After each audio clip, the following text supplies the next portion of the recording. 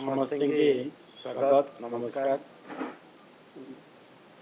आपण मान पाखे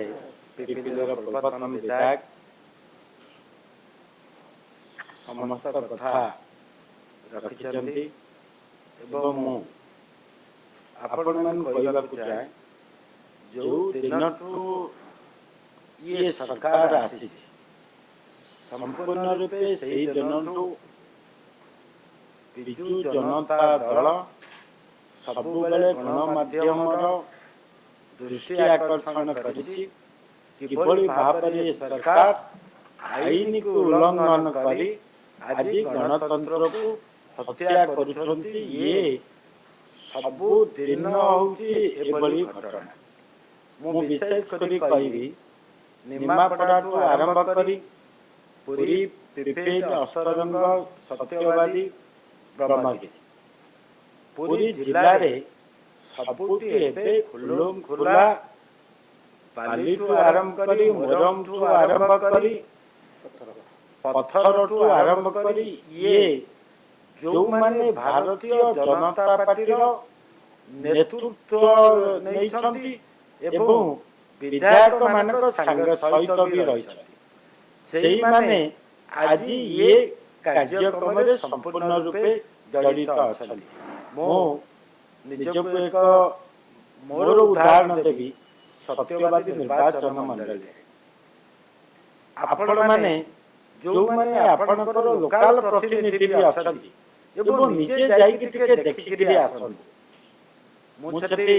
10 वर्षर विधायक थे जेतेबेले कोनोसी परिस्थिति रे मध्य लघुज खनिज पदार्थ चोरी हबार नाम भी नथिला किंतु आज 19 मास सरकार भितरे मुझे ठोस भाव कहूँ गोटे गड़सालपुर पंचायत जी हूँ विधायक पंचायत से पंचायत गोटे झारकटाका एवं गोटे टिमेपुर गाँ सेठी मोर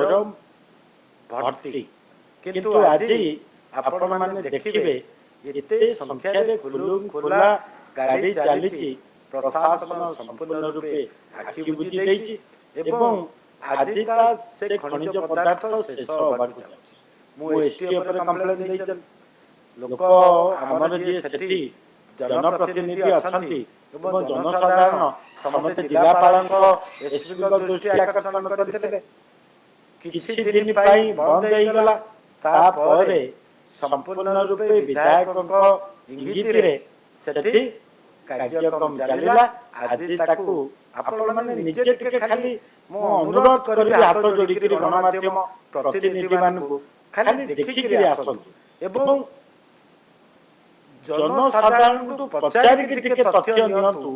जे 19 मास भितरे सेठी किभली भाबरे खनिज पदार्थ को चोरी करा जाउछि। किछि दिन पळे आपण मानक भली मोर गोटे भौनीटी जे पिपिली रे भी से एक्सीडेंट रे मृत्युवरण कला। आपण माने निजे जानि छथि न्यूज सेवनर जे देले बाली घाट को ये बाली हाईवा को फोटो उठेला बेले ताकू भी मडे देखि मारि दिया गला। आईन कानून कोन ये सरकार रे किछि रहइबो नै। ये जो समीर मिश्र आकु पचारन जैनिक कॉन्ट्रैक्टर सेठी काम नैथिले कोणासरे गोटे खंडता माइनर केनाल जाकु से बाली गदैथिले जन लोक जे बीजेडी रो समर्थित जनक जगह ऊपर ताकू तत्क्षणांत विधायक महोदय एवं ताकर जे सेठी अछंती जे ये मुख्य कर्मी से लोक के भली भाव रे होइरान कले सेठी बाली उठेया से बाध्य हेले एवं ताकू फाइन मध्य भी करागा। आज मु सेही कथा आपण मान कहबा चाहे मुख्यमंत्री सबु बेले गुटी कथा कहउछंती जे आमे आईन की सम्मान दउ जिया हो ना काई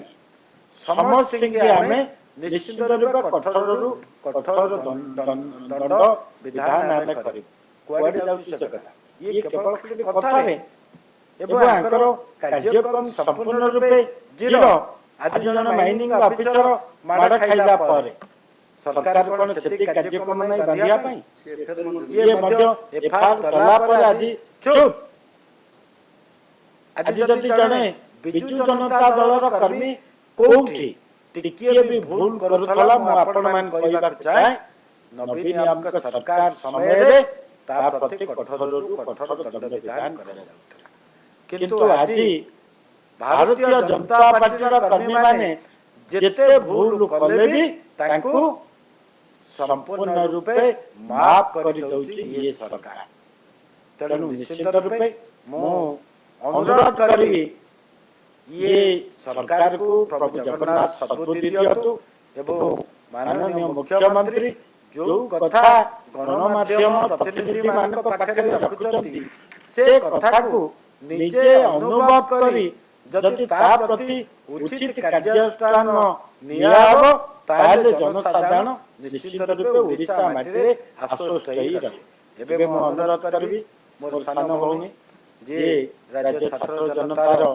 सभापति सानमणि इप्सिता साहू से ए विषय आपण मानकु सम्यक सूचना